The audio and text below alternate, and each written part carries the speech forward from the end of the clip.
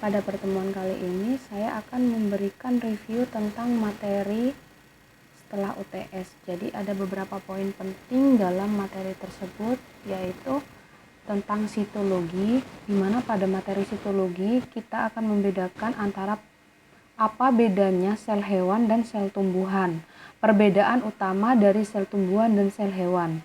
Kemudian yang kedua, komponen apa saja yang ada di dalam sel tumbuhan.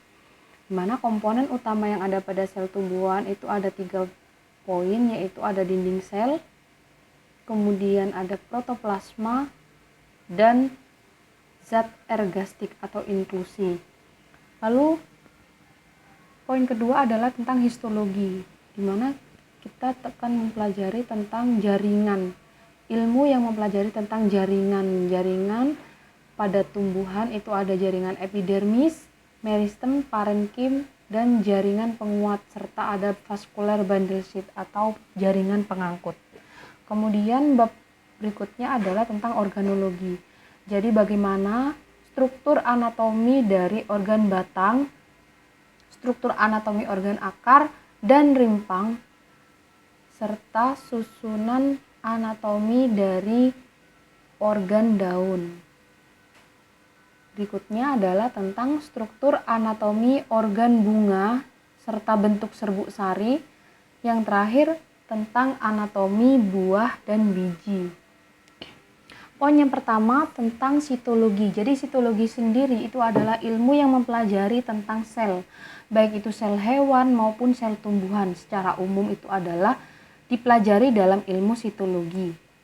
Sel sendiri merupakan unit terkecil struktural, fungsional, pertumbuhan, dan unit hereditas terkecil di dalam organisme hidup atau makhluk hidup. Kumpulan dari beberapa sel akan membentuk suatu jaringan. Jadi kumpulan sel yang memiliki bentuk dan fungsi yang sama akan membentuk suatu jaringan. Jadi jaringan itu terdiri dari beberapa sel, di mana bentuk dan fungsinya sama antara sel yang satu dengan sel yang lainnya. Contohnya adalah jaringan epidermis, meristem, parenkim, dan jaringan yang lainnya. Kumpulan dari beberapa jaringan yang memiliki fungsi tertentu disebut dengan organ. Jadi beberapa jaringan membentuk suatu organ. Misalnya pada organ daun. Pada organ daun ada beberapa jaringan di dalamnya, yaitu jaringan dermal atau yang terdiri dari epidermis, epidermis atas dan epidermis bawah, kemudian jaringan palisade parenkim, serta jaringan parenkim bunga karang atau sponsa, dan jaringan berkas pembuluh. Itu adalah organ daun. Jadi pada organ daun sendiri terdiri dari beberapa kumpulan jaringan. Jadi bentuknya tidak harus sama antara jaringan satu dengan jaringan yang lainnya. Bentuknya berbeda dan fungsinya juga berbeda, memiliki fungsi-fungsi tertentu. Misalnya jaringan epidermis di dalam daun itu fungsinya untuk proteksi atau perlindungan. Sedangkan jaringan parenkim atau mesofil daun itu ada parenkim palisade atau jaringan tiang, dan jaringan mesofil daun yang lainnya itu adalah sponsa, memiliki fungsi-fungsi lain. Jadi kumpulan dari beberapa jaringan yang melaksanakan fungsi tertentu itu membentuk suatu organ. Dan beberapa organ-organ yang ada pada tanaman, misalnya organ batang, organ akar, dan organ daun, akan saling bekerja sama antara baik itu struktur dan fungsinya di dalam suatu organisme. Dalam organ tubuh tersebut membentuk suatu sistem organ namanya. Konsep dari sel itu ada beberapa poin penting kita mempelajari tentang sel. Yang pertama, bagaimana sejarah dari penemuan sel itu sendiri, unit terkecil yang ada di dalam makhluk hidup. Kemudian bagaimana struktur dari sel, bentuknya, meliputi bentuk, fungsinya, kemudian ukurannya bagaimana, serta macam-macam dari sel itu apa aja. Lalu dari beberapa fungsi sel tersebut, bagaimana mekanisme transportnya, apakah transport pasif ataupun transport aktif. Namun yang transport aktif dan pasif di sini tidak dipelajari. Jadi kita hanya mempelajari yang poin-poin yang berwarna biru, yang berwarna hijau ini saja. Tentang komponen kimiawi yang terdapat pada sel, baik itu karbohidrat, protein, lipid, dan air, serta asam nukleat, terutama yang terdapat pada inti sel atau nukleus. Kemudian bagian-bagian penyusun sel. Jadi ada 3 komponen utama penyusun sel. Tumbuhan itu ada dinding sel, atau kalau pada sel hewan itu ada membran sel. Kemudian protoplasma atau komponen yang hidup di dalam sel itu meliputi sitoplasma, cairan-cairan sel, dan organel-organel sel yang lainnya. Selain itu juga ada yang namanya zat inklusi atau benda ergastik, di mana benda ergastik yang ada di dalam sel itu merupakan komponen yang mati di dalam sel. Biasanya sering disebut komponen sel yang mati. Jadi meskipun itu merupakan komponen yang mati, tapi juga memiliki fungsi-fungsi tertentu, karena itu adalah hasil dari metabolisme sel. Misalnya adanya amilum, kristal oksalat, dan lain-lain, itu adalah zat inklusi atau ergastik di dalam sel. Kemudian di dalam sitologi ini kita juga akan membedakan antara perbedaan utama antara sel hewan dan sel tumbuhan. Berikut ini adalah gambar dari perbedaan antara sel hewan dan sel tumbuhan. Sel hewan itu yang sebelah kanan, di mana di sini terdapat flagellum, alat untuk pergerakan, dan bentuknya ini tidak beraturan karena tidak memiliki dinding sel. Jadi ada bagian yang ada di dalam sel hewan tapi tidak dimiliki sel tumbuhan. Begitu juga sebaliknya, dimiliki sel tumbuhan tapi tidak ada di dalam sel hewan.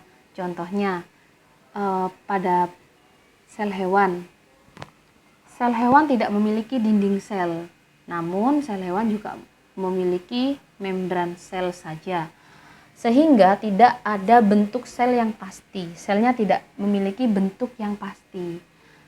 Kemudian adanya flagella itu hanya dimiliki oleh sel tumbuhan, sel hewan. Kemudian sentriol dan lisosom itu adalah organel-organel sel yang hanya dimiliki oleh sel hewan. Sedangkan sel tumbuhan itu memiliki dinding sel, di mana fungsi dari dinding sel itu sendiri adalah memberikan bentuk sel. Sehingga pada sel tumbuhan dia memiliki bentuk yang pasti. Jadi sudah diketahui secara pasti bentuknya, apakah itu yang jelas sel hewan itu ada yang polihedral, jadi dia memiliki beberapa segi, ada yang segi 5, segi 6, kemudian bulat pun itu memiliki bentuk yang seragam antara sel yang satu dengan sel yang lainnya. Lalu ada lagi yang tidak ada di sel hewan, itu adalah kloroplas atau plastida berwarna hijau. Jadi plastida itu sendiri memiliki beberapa jenis. Ada plastida berwarna hijau, itu disebut dengan kloroplas. Plastida berwarna oranye atau disebut dengan kromoplas, dan plastida berwarna tidak berwarna itu disebut dengan leukoplas. Selain itu pada sel tumbuhan itu di dalam dinding selnya, pada dinding selnya terdapat plasmodesmata atau celah yang digunakan untuk transport. Mungkin di sini jadi plasmodesmata ini fungsinya di dalam transport, peranannya untuk sebagai mekanisme transport.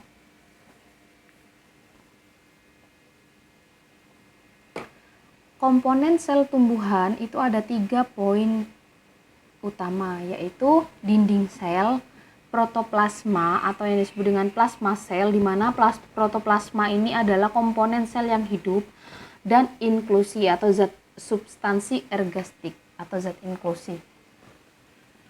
Dinding sel kita ibaratkan adalah tembok. Jadi ada beberapa lapisan yang menyusun dinding sel. Jadi mulai sel itu muda sampai sel itu sudah dewasa, lapisan dinding selnya berbeda-beda. Jadi dinding sel yang pertama kali terbentuk itu adalah middle lamella atau lamela tengah, di mana middle lamella tersusun dari pektin. Kemudian primary cell wall atau dinding primer. Dinding primer terdiri dari selulosa dan microfibril. Dinding sekunder itu terdiri dari hemiselulosa. Jadi dinding sekunder ini terbentuk ketika sel itu sudah dewasa. Dinding sekunder, secondary cell wall, itu tersusun dari selulosa, hemiselulosa, dan lignin. Jadi dengan adanya lignin memberikan bentuk dari dinding selnya itu bersifat kaku dan sebagai penguat. Jadi lebih kuat. Sehingga ketika dewasa dinding selnya itu sudah banyak mengandung lignin. Kemudian protoplasma atau plasma sel. Jadi komponen yang ada di dalam sel yang hidup. Ada sitoplasma, ada nukleus, plastida, dan organel-organel sel yang lainnya. Dan itu sudah saya bahas di bab sel pertemuan pertama waktu itu. Kemudian zat inklusi atau substansi ergastik. Itu ada kristal oksalat, amilum, dan minyak. Nah, komponen yang ada di dalam substansi ergastik tersebut berada pada vakuola. Dinding sel itu memiliki beberapa fungsi, ada 12 fungsi dinding sel. Yang utama itu adalah memberikan struktur dan bentuk sel yang pasti, jelas itu. Dengan adanya dinding sel, maka sel tersebut memiliki bentuk yang pasti, entah itu segi 6, segi 5, ataupun segi 4, bulat. Bulat pun sudah memiliki seragam, bentuknya seragam, homogen. Lalu melindungi isi sel, memberikan dukungan struktural, perlindungan terhadap infeksi dan stres mekanik, dan lain-lain. Kemudian untuk substansi ergastik atau zat inklusi ini merupakan hasil metabolisme sel, di mana ergastik tersebut digunakan sebagai cadangan aktivitas vital dari sel tersebut. Letaknya ada pada vakuola dan sitoplasma. Jadi zat ergastik atau zat inklusi yang ada di dalam sel, entah itu amilum maupun Ca oksalat, minyak atsiri, dan lain-lain, itu berada pada vakuola. Ada yang juga berada di dalam sitoplasma. Jadi tergantung spesies dari tanaman tersebut. Apa sih fungsinya zat inklusi ini? Banyak sekali fungsinya. Yang pertama, dia sebagai merupakan hasil dari metabolisme, pasti dia digunakan untuk proses metabolisme dari komponen sel yang lainnya. Jadi saling terkait untuk fungsinya. Ada macam-macam benda ergastik, ada karbohidrat. Mana karbohidrat sendiri itu ada yang selulosa, amilum. Oh ya, untuk amilum itu ada beberapa jenis amilum. Ada di sini disebutkan ada 6 jenis amilum dan berasal dari bahan yang berbeda. Jadi ada amilum yang berasal dari kentang atau yang disebut dengan amilum solani, kemudian amilum berasal dari rimpang, ada maranta, arundinacea, kemudian ada amilum yang berasal dari biji Phaseolus vulgaris, itu biji kacangan ya. Kemudian amilum yang berasal dari padi atau Oryza sativa, amilum yang berasal dari umbi lainnya itu ada Manihot utilissima atau amilum singkong. Kemudian amilum yang berasal dari jagung atau zemeis. Setiap amilum ini digunakan sebagai identitas. Jadi amilum dari beberapa jenis amilum ini memiliki ciri khas tersendiri. Jadi bagaimana cara kita mengidentifikasi amilum? Bisa dilihat berdasarkan letak hilusnya. Adanya lamela itu juga bisa digunakan sebagai kunci identifikasi dari beberapa jenis amilum. Dan ini akan digunakan pada saat Anda melakukan identifikasi membedakan amilum dari berbagai bahan. Ada yang amilum beras, kemudian amilum singkong, amilum jagung, amilum tuber kentang, dan amilum lain-lainnya. Jadi setiap amilum bisa digunakan sebagai kunci determinasi untuk identifikasi. Jika dibedakan berdasarkan letak hilusnya, jadi letak hilus titik di dalam amilum ini, letak hilus itu ada yang terletak di tepi atau yang disebut dengan letak hilus eksentris dan letak hilus yang berada pada center. Jadi letak hilus eksentris dan konsentris. Dari beberapa amilum ini yang mudah sekali kita bedakan itu adalah amilum solani atau amilum yang berasal dari kentang. Karena yang pertama dia memiliki ukuran yang lebih besar dibandingkan dengan amilum-amilum yang lain. Yang paling kecil itu adalah ukuran amilum yang berasal dari padi. Kemudian yang kedua, amilum yang mudah sekali kita bedakan antara amilum yang satu dengan amilum yang lainnya itu adalah amilum rimpang dan amilum biji-bijian seperti Phaseolus vulgaris. Kemudian untuk yang kemiripan secara struktur morfologi ketika kita lihat di mikroskop, yang memiliki ukuran yang mirip itu, bentuk yang mirip itu, yang sama-sama letak hilusnya konsentris itu adalah Manihot utilissima atau amilum yang berasal dari singkong dan amilum yang berasal dari jagung. Amilum tersebut memiliki letak hilus yang sama, yaitu konsentris. Kemudian bagaimana cara kita mengidentifikasi butir amilum? Yang pertama dari bentuknya.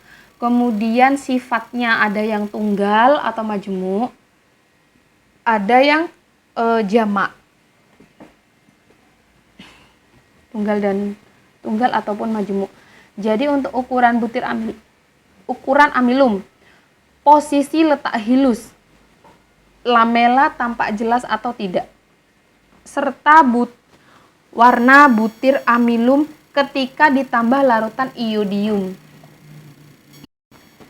Nah, udah diketahui kan bagaimana cara mengidentifikasi butir amilum. Ini nanti akan digunakan pada mata kuliah berikutnya, yaitu ada farmakognosi. Bagaimana cara kita membedakan antara amilum yang satu dengan amilum yang lainnya. Yang pertama bisa didasarkan pada bentuknya, kemudian sifatnya, ukuran butir amilum, posisi hilus, apakah konsentris ataupun eksentris, lamelanya tampak jelas atau tidak, dan perubahan warna dari butir amilum tersebut ketika ditambahkan larutan iodium. Kemudian perubahan bila ditambahkan larutan asam. Adanya perubahan ketika ditambah enzim dan dipanaskan. Itu bisa membedakan atau digunakan untuk mengidentifikasi butir-butir amilum dari berbagai sumber tadi. Selain amilum juga ada yang namanya zat inklusi lainnya, itu ada kristal kalsium oksalat atau kita bisa sering disebut adalah kristal oksalat. Ca oksalat. Ca oksalat ini ada beberapa bentuk, ukuran dan susunannya beda-beda di dalam sel.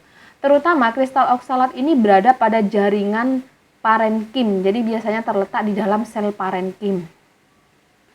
Bentuknya ada yang kristal soliter sendiri, ada yang kristal berpasangan. Ada yang sendiri, ada yang berpasangan.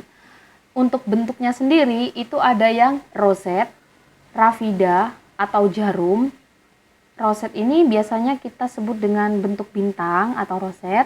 Rafida atau bentuknya jarum, mikrokristal atau pasir, biasanya sering disebut pasir, serat atau serabut kristal. Nah, untuk yang berbentuk roset itu pada praktikum kita bisa menemukannya di dalam sel parenkim dari preparat pepaya. Tangkai daun pepaya itu memiliki kristal oksalat berbentuk roset atau bintang. Untuk yang bentuknya mikrokristal itu bisa kita temukan di dalam batang bayam atau amaranthus. Untuk yang bentuknya rafida itu ditemukan pada preparat bunga begonia. Kemudian yang prisma itu ada pada daun jeruk, kemudian ada juga pada mirabilis jalapa. Nah, ini bentuk kristal oksalat. Kemudian materi selanjutnya itu adalah tentang histologi. Jadi ilmu yang mempelajari tentang jaringan itu disebut dengan histologi. Jaringan pada tumbuhan dibedakan berdasarkan 3 klasifikasi. Yang pertama didasarkan pada tingkat perkembangannya. Ada jaringan meristem, permanen, jaringan meristem atau yang masih bersifat muda, jaringan muda, dan jaringan permanen atau kita sebut dengan jaringan dewasa. Berdasarkan jenis sel penyusunnya itu ada jaringan tunggal, ada jaringan kompleks. Untuk yang tunggal itu contohnya kumpulan sel yang memiliki asal, struktur, dan fungsinya sama.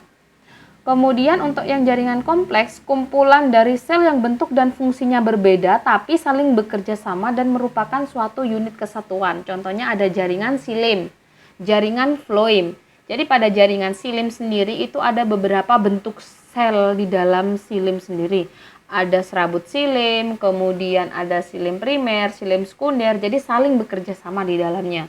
Kemudian yang berdasarkan fungsinya, ada yang memiliki fungsi sebagai jaringan pengangkut, itu ada jaringan silim dan floem, jaringan proteksi ada jaringan epidermis dan jaringan gabus, jaringan mekanik, contohnya ada jaringan sklerate, kolenkim, serabut floem, serabut silim, dan serabut perisikel.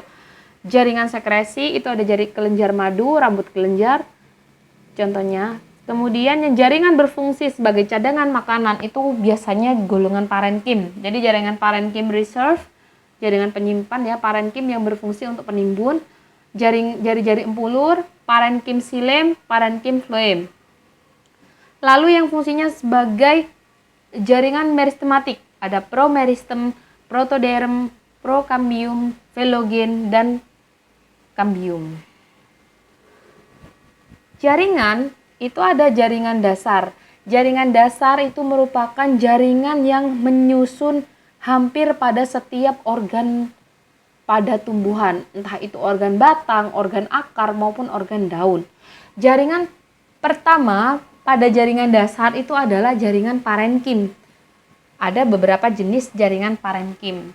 Dan jaringan parenkim sendiri ini pada organ daun dia hampir 85% menyusun sebagian besar dari organ daun. Ada palisade parenkim dan jaringan parenkim sponsa. Kemudian yang kedua, jaringan dasar yang kedua adalah jaringan kolenkim. Dan yang ketiga adalah jaringan sklerenkim. Jaringan parenkim, ciri-cirinya adalah dia menyusun sebagian besar organ tumbuhan seperti empulur, korteks, mesofil daun, perisikel itu banyak tersusun dari jaringan parenkim.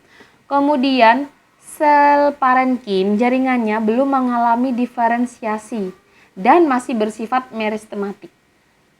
Di dalam jaringan parenkim sendiri itu adalah tempat berlangsungnya aktivitas terpenting pada tumbuhan. Misalnya terjadinya respirasi, fotosintesis, sekresi, ekskresi, dan penyimpanan itu terjadi pada jaringan parenkim. Kemudian mempunyai ruang antar sel yang membentuk sistem ruang udara. Jadi susunan jaringannya tidak rapat seperti jaringan epidermis. Kemudian bentuk umumnya polihedral. Juga ada yang berbentuk isodiametris. Umumnya dinding selnya tipis, namun juga ada yang tebal dengan lignin. Jadi misalnya sel parenkim silim sekunder. Ada kalanya mengalami diferensiasi menjadi jaringan penunjang atau penguat, misalnya kolenkim dan sklerenkim. Juga bisa di dalam jaringan parenkim juga ada yang mengandung kloroplas. Sering mengandung butir amilum, kristal oksalat, minyak atsiri, dan tanin. Jenis-jenis parenkim itu ada parenkim palisade, jaringan parenkim untuk asimilasi itu ada klorenkim, terletak pada daun dan batang muda, jaringan palisade, jaringan tiang pada daun, jaringan yang banyak mengandung plastida berwarna hijau atau kloroplas. Kemudian jaringan sponsa, jaringan bunga karang, di mana pada jaringan palisade itu tempat terjadinya fotosintesis. Jadi fotosintesis yang terjadi pada daun itu ada pada jaringan palisade parenkim atau jaringan tiang. Kenapa? Karena di dalam jaringan tiang terdapat banyak sekali plastida berwarna hijau atau yang disebut dengan kloroplas yang digunakan untuk proses fotosintesis. Fotosintesis pada daun selain terjadi pada jaringan tiang juga terjadi pada jaringan sponsa, tapi tidak terlalu banyak seperti pada jaringan tiang. Jaringan sponsa sendiri terhubung langsung dengan stomata. Artinya di situ terjadi pertukaran gas sehingga jaringan sponsa sel-selnya susunannya tidak rapat dan banyak sekali ruang udara sebagai tempat pertukaran gas antara CO2 dan O2. Nah, disitulah kenapa ketika pada saat stomata membuka dan menutup itu terjadi pertukaran gas. Lalu jaringan parenkim yang berfungsi sebagai penimbun cadangan makanan itu biasanya terdapat pada vakuola dan berisi leukoplas, plastida yang tidak berwarna, namanya leukoplas, pada umbi dan biji. Kemudian jaringan parenkim yang memiliki fungsi sebagai penyimpan udara, biasanya pada rimpang. Itu ada aerenkim. Jadi parenkimnya disebut dengan aerenkim, berasal dari kata aero, aerenkim, udara. Jadi untuk yang aktinenkim itu sel parenkimnya berbentuk bintang, aktinenkim. Pada praktikum ini terdapat pada bahan tangkai daun kana hibrida. Itu terdapat aktinenkim, parenkim berbentuk bintang. Lalu parenkim air biasanya digunakan untuk menyimpan air, biasanya terdapat pada tumbuhan sukulen seperti kaktus dan sebangsa kaktus lainnya. Kemudian parenkim lipatan ada pada pinus, dinding selnya melipat ke dalam. Lalu yang terakhir adalah parenkim phloeterma atau endodermis yang terdiri dari selapis sel-sel yang mengandung tepung yang menjadi batas antara korteks dan stele pada batang. Lalu jaringan dasar yang kedua adalah jaringan kolenkim. Jaringan kolenkim fungsinya sebagai penguat atau memberikan kekuatan di dalam organ tersebut. Selnya berisi protoplas yang masih hidup, kloroplas dan tanin. Jadi bentuk selnya beragam, ada yang seperti parenkim korteks dan panjang seperti serabut.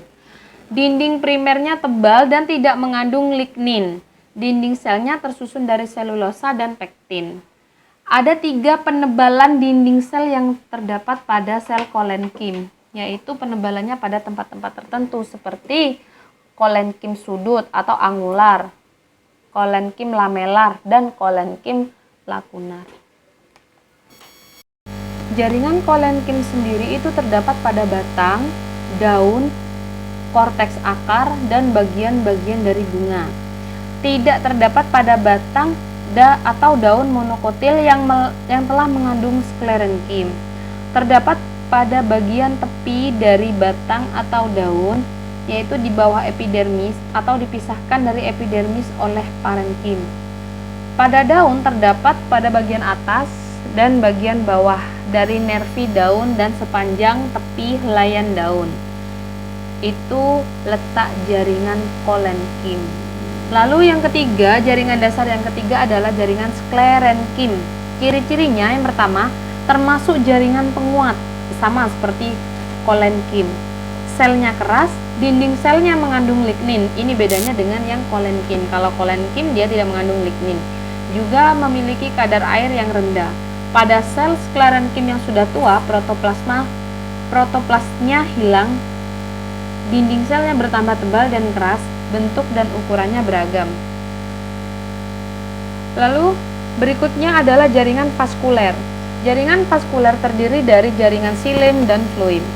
Fungsi dari jaringan xilem sendiri itu adalah mengangkut air dan mineral dari dalam tanah, kemudian disalurkan ke organ batang dan organ-organ yang lainnya. Elemen penyusun dari xilem sendiri ada bulu kayu atau trakea, trakeida, serabut xilem, dan parenkim xilem. Kemudian untuk fluim sendiri fungsinya mengangkut hasil fotosintesis, dan elemen penyusunnya itu ada pembuluh tapis, sel-sel pengiring, parenkim fluim, jari-jari fluim, serabut atau serat fluim. Klasifikasi dari fluim itu ada fluim primer dan ada fluim sekunder. Jaringan dermal di sini contohnya adalah jaringan epidermis.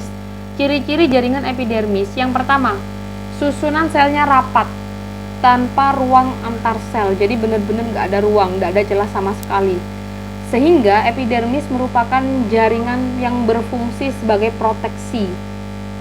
Merupakan modifikasi dari sel parenkim. Umumnya satu lapis sel, kadang ada yang multiple epidermis. Jadi pada beberapa spesies memiliki epidermis yang terdiri dari lebih dari satu lapis, makanya disebut dengan multiple epidermis. Vakuolanya besar dan ada yang berisi antosianin pada beberapa spesies tanaman tertentu. Dinding selnya beragam tergantung dari posisi dan jenis tumbuhnya. Terdapat sitoplasma yang hidup dan mengandung kristal garam, kristal silikat, dan garam minyak. Tidak berkloroplas, itu adalah ciri jaringan epidermis. Jadi yang pertama, susunannya rapat, dinding selnya beragam, terdapat tidak berkloroplas, kecuali di bagian sel penutupnya pada tanaman hidrofit dan tumbuhan di bawah naungan. Lalu fungsi epidermis sendiri sebagai pelindung atau proteksi, menutup seluruh organ tumbuhan, membatasi penguapan, menyokong dan penyerapan dan penyimpanan air. Melindungi dari kerusakan-kerusakan mekanis, perubahan suhu, dan mencegah hilangnya zat hara. Pada jaringan epidermis terdapat lapisan kutikula, jadi yang berfungsi sebagai proteksi juga, jadi lebih memproteksi terhadap hama dan penyakit. Pada epidermis daun banyak terdapat stomata, trikoma, atau papil. Bentuk-bentuk jaringan epidermis. Jadi epidermis mengalami diferensiasi. Derivat epidermis itu ada sel silika, sel gabus, sel kipas atau sel buliform, litokis, stomata, trikoma, dan rambut akar. Namun pada praktikum kita hanya membahas tentang derivat epidermis, yaitu stomata dan trikoma. Jaringan meristem. Meristem daerah pada tumbuhan di mana masih terjadi pembelahan sel, sehingga meristem masih biasanya sering kita sebut dengan jaringan muda. Jaringan yang terdiri dari sekelompok sel tumbuhan yang aktif membelah, jadi masih mengalami diferensiasi pembelahan sel. Ciri-cirinya selnya kecil, dindingnya tipis, kaya akan plasma, vakuola kecil dan banyak, bentuknya isodiametris dan tidak ada ruang antar sel. Lalu letaknya itu ada meristem apikal, meristem interkalar, dan meristem lateral. Apikal terletak pada ujung akar dan ujung batang. Interkalar, bagian meristem apikal yang terpisah dari bagian apex atau utama. Dan meristem lateral itu ada pada lateral akar dan batang.